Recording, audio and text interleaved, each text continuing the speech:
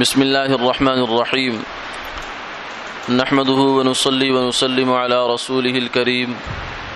أما بعد، قال النبي صلى الله عليه وسلم: الدعاء مخ العبادة. وقال عليه الصلاة والسلام: الدعاء هو العبادة. وقال عليه الصلاة والسلام: يستجاب لأحدكم ما لم يعجل فيقول دعوت فلم يستجب لي، أو كما قال عليه الصلاة والسلام. حضور نبی کریم صلی اللہ علیہ وسلم نے ارشاد فرمایا: دعا عبادت کا مغز ہے. دوسری روایت میں ارشاد فرمایا کہ دعا عبادت ہی ہے. اور یہ بھی فرمایا کہ تم میں سے کسی آدمی کی دعا اس وقت تک قبول ہوتی رہتی ہے جب تک وہ جلدی نہ مچائے. یہ نہ کہے کہ میں نے دعا کی مگر میری دعا قبول نہیں ہوئی.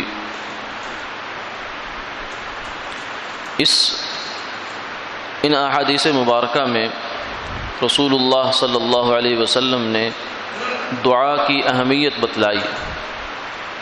قرآن پاک میں بھی یہ اہمیت مذکور ہے. فرمایا: وَإِذَا سَأَلَكَ عِبَادِي عَنِّي فَإِنِّي قَرِيبٌ أُجِيبُ دَعْوَةَ الدَّاعِ إِذَا دَعَانِ فَلْيَسْتَجِيبُوا لِي. جب میرے بندے آپ سے میرے بارے میں سوال کریں کہ میں کہاں ہوں، میں ان کے قریب ہوں یا ان سے دور ہوں، کیا میں ان کی پکار سنتا ہوں یا نہیں سنتا، تو آپ ان سے یہ فرما دیجئے: فَإِنِّي قریب، اے میرے بندو میں تمہارے قریب ہوں. کتنا قریب ہوں؟ وَنَحْنُ أَقْرَبْ إِلَيْهِ مِنْ حَبْلِ الْوَرِيدِ، میں تمہاری شاہ رگ سے زیادہ تمہارے قریب ہوں. یعنی اللہ تو انسان کے قریب ہے، مسئلہ یہ ہے کہ بندہ اللہ کے کتنا قریب ہے. یعنی ہمارے درمیان اور اللہ کے درمیان جو حجاب ہے، رکاوٹ ہے، وہ خود ہم ہیں، ہماری غفلت ہے. فرمایا: فَلْيَسْتَجِيبُوا لِي، انہیں چاہیے کہ وہ مجھے پکاریں، مجھ سے سوال کریں. وَقَالَ رَبُّكُمُ ادْعُونِي أَسْتَجِبْ لَكُمْ، فرمایا کہ تمہارے رب کا ارشاد ہے کہ تم مجھے پکارو، مجھ سے دعا کرو، میں تمہاری دعا قبول کروں گا. إِنَّ الَّذِينَ يَسْتَكْبِرُونَ عَنْ عِبَادَتِي سَيَدْخُلُونَ جَهَنَّمَ دَاخِرِينَ، جو لوگ میری عبادت سے تکبر کرتے ہیں وہ جہنم میں داخل ہوں گے ذلیل ہو کر. تو دعا اللہ کو ہم سے مطلوب ہے. دعا کا ترک کر دینا یعنی دعا نہ مانگنا، یہ تکبر فرمایا، اس کو اللہ نے ناپسندیدہ فرمایا. تو دعا عبادت کا مغز ہے. یعنی عبادت کیا ہے؟ اللہ کی پوجا کرنا، اس کی طرف متوجہ ہونا اور اس کو خوش کرنے کے لیے، راضی کرنے کے لیے اعمال و افعال کرنا، یہ عبادت ہے. تو عبادت کا مغز دعا ہے. یعنی جس انسان کو دعا کرنے کی صفت اللہ کی طرف سے مل گئی، اسے بہت بڑی خیر مل گئی، بہت بڑا خزانہ مل گیا. اس لیے دعا کی قوت کو بڑھانا چاہیے، دعا کی صلاحیت کو بڑھانا چاہیے. بالخصوص یہ رمضان المبارک کا مہینہ، یہ تو دعاؤں کا ہی مہینہ ہے. افطار کے وقت میں دعا قبول ہوتی ہے. ہمارا عام طور سے مزاج یہ ہے کہ جو نمازوں کے بعد بس مسجد میں دعا مانگ لی سو مانگ لی، نہیں، بلکہ اس کے علاوہ تہجد کا وقت ہے، رات کا وقت ہے، افطاری کا وقت ہے، اور اوقات ہیں. یہاں بیٹھ جانا چاہیے اور دعا مانگنی چاہیے. اپنی ذات سے شروع کر لے، پھر اپنے متعلقین، پھر اپنے عزیز رشتہ دار، پھر اڑوس پڑوس والے، پھر دوست رشتہ دار، پھر آگے اس کے بعد قوم ہے، پھر امت ہے، پھر پوری انسانیت ہے. سب کے لیے دعائیں مانگنی چاہیے. رسول اللہ صلی اللہ علیہ وسلم کی زندگی میں ہمیں بہت طویل طویل دعاؤں کا تذکرہ ملتا ہے. 5 گھنٹے بھی آپ نے اونٹنی پر بیٹھ کر گرمی میں دعا مانگی ہے اس امت کے لیے. تو ہم بھی اس امت کے لیے، مسلمانوں کے لیے، چاہے دنیا کے کسی بھی خطے میں ہوں، مجبور ہیں، مقہور ہیں، سب کے لیے دعائیں مانگیں گے. اور پھر دعا جب مانگ لی تو فرمایا کہ اب کچھ آداب ہیں. دعا کی قبولیت کا ایک ادب یہ ہے کہ اس میں جلدی نہ مچائی جائے۔ جلدی مچانے کا مطلب کیا ہے؟ آدمی یہ کہ دعوت فلم یستجب لی، دعا کرتا ہوں کر رہا ہوں قبول ہی نہیں ہو رہی، دعا کر رہا ہوں قبول ہی نہیں ہو رہی، تو یہ بات نہ کہے، بلکہ اللہ کے حوالے جب دعا کر دی اب اللہ کے اوپر چھوڑ دے۔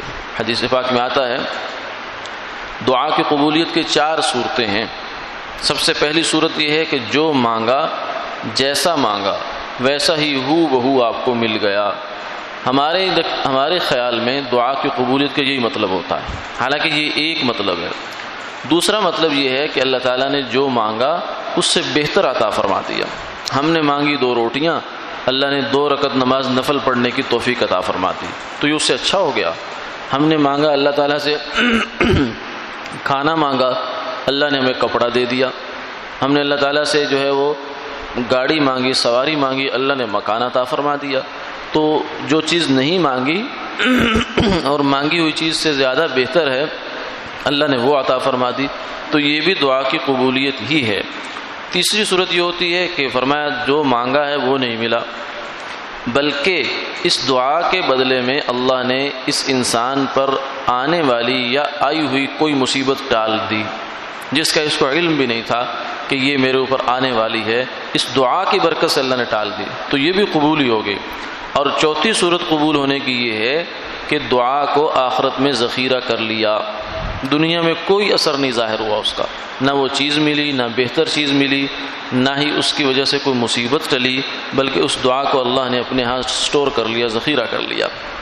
اور قیامت والے دن اللہ اس دعا کا جو دنیا میں قبول نہیں ہوئی، اس کا اثر ظاہر نہیں ہوا، اس دعا کا بدلہ اللہ تعالیٰ قیامت والے دن انسان کو عطا فرمائیں گے۔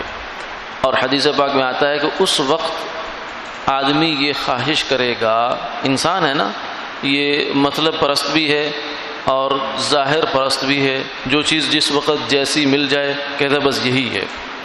اس وقت جب اس کو سب یہ مل رہا ہوگا، اتنا بڑا عطا، ہر دعا کے بدلے میں یہ دے دو، یہ دے دو، یہ دے دو، یہ دے دو، تو اس وقت انسان یہ خواہش کرے گا، تمنا کرے گا، حسرت کرے گا، کاش کہ دنیا میں میری ایک بھی دعا قبول نہ ہوتی، یعنی دنیا میری جیسی مرضی مشکل میں گزر جاتی، بیماری میں، تنگی میں، فاقے میں، تکلیف میں، دنیا کی زندگی تو تھی تھوڑی سی، آج مجھے اتنا بڑا انعام مل رہا ہے، تو آدمی یہ خواہش کرے گا۔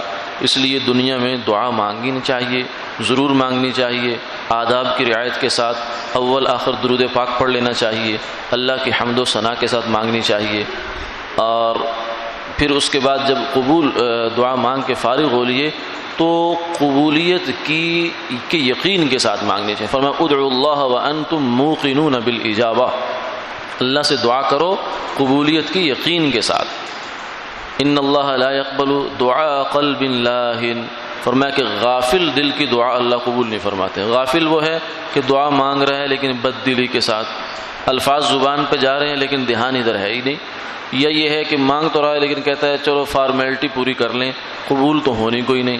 یہ جو بے دلی ہے، بد دلی کی دعا ہے، یہ اللہ قبول نہیں کریں گے۔ دل سے مانگے۔ اذا دعا احدکم فلیعزم المسئلہ، جب تم میں سے کوئی آدمی مانگے تو خوب جم کے مانگے، اللہ تعالیٰ سے پورے جو ہے مان کے ساتھ، پورے اعتماد کے ساتھ مانگے، جیسے بچہ اپنی ماں سے چیز مانگتا ہے اور وہ اس سے لے لیتا ہے۔ اللہ تعالیٰ سے الحاح کرنا، زاری کرنا اور اس سے جھگڑا کرنا کسی نہ کسی درجے میں، ایک لاڈ پیار کے اندر، یہ بھی مطلوب ہے۔ اللہ سے جب دعا مانگے تو خوب گڑ گڑا کر مانگے، اللہ کو یہ مانگنا بڑا پسند ہے۔ جب اللہ تعالیٰ نے بن مانگے ہماری جھولیاں نعمتوں سے بھر رکھی ہیں تو مانگیں گے تو کوئی جھولی خالی جائے گی؟ نہیں، ایسا نہیں ہو سکتا۔ اللہ کے خزانے میں کوئی کمی نہیں، وہ دینے کے لیے تیار ہیں، ہاں انہیں مانگنا پسند ہے۔ وہ ہماری مصلحت کی وجہ سے کبھی تاخیر فرما دیتے ہیں، تو اس سے مایوس نہیں ہونا، بد دل نہیں ہونا۔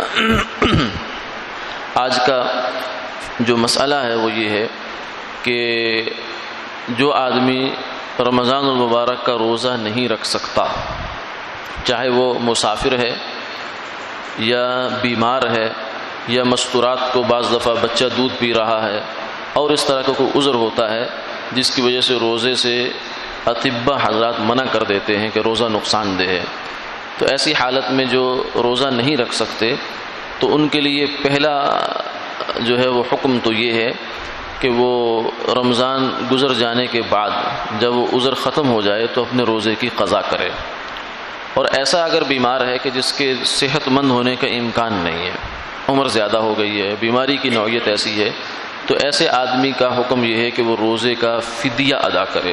ایک روزے کا فدیہ 2.25 کلو گندم، یعنی جتنی فطرانے کی مقدار ہے، صدقۃ الفطر کی مقدار ہے، اتنی ہی ایک روزے کے فدیے کی مقدار ہے۔ تو یہ فدیہ دینا ہے کسی بھی مستحق کے زکوٰۃ آدمی کو۔ ایک روزے کا 2.25 کلو گندم، جو ہی رمضان شروع ہوا یہ فدیہ ادا ہو سکتا ہے۔ اگر پھر اللہ نے اس انسان کو صحت عطا فرما دی تو یہ فدیہ کل عدم ہو جائے گا اور روزوں کی قضا رکھنی پڑے گی۔ اسی طریقے سے فطرانہ بھی ساتھ ہی حکم معلوم ہوا کہ فطرانہ بھی ایک بندے کا گھر سے 2.25 کلو گندم یا اس کی قیمت ہے، اور فطرانہ بھی رمضان جو ہی شروع ہو تو ادا کیا جا سکتا ہے، آخر تک انتظار کرنے کی ضرورت نہیں ہے۔ اس کا مصرف بھی وہی ہے جو مستحق زکوٰۃ ہے۔